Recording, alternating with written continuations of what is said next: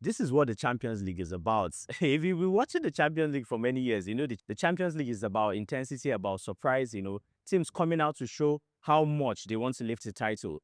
A lot of teams in Europe, tend to come to the Champions League and exhibit what they have for their different reasons. I knew this game Arsenal were going to play where Leverkusen was not going to be an easy game. I went on to say in my preview video of this match that the first 30 minutes might not be easy for Arsenal, but I did not expect that we were going to play this bad.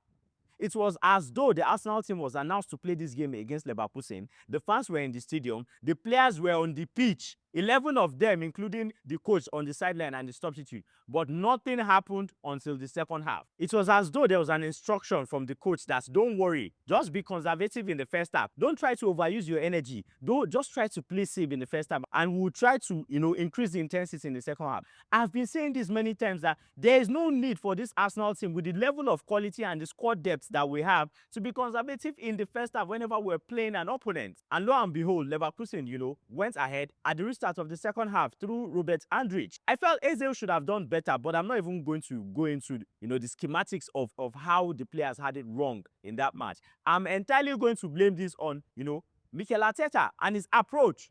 How would you travel all the way from England to Germany and have a mentality of going to pick just 1 point? Don't get me wrong, I'm not saying, picking a point from Leverkusen is not a good thing. In fact, this Leverkusen team, a lot of people don't know they have the joint best defense in the Bundesliga, alongside with Bayern Munich.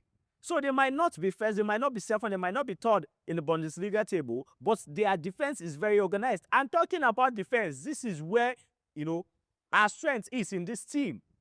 The defense and sometimes partially in the midfield, because if Declan Rice is not in that midfield, it doesn't amount to anything. For me, up till today, I would never be convinced about Zubimendi, because the way Mikel Arteta set up this team, you need tactical awareness as a player and you need the physicality to be combative in the midfield.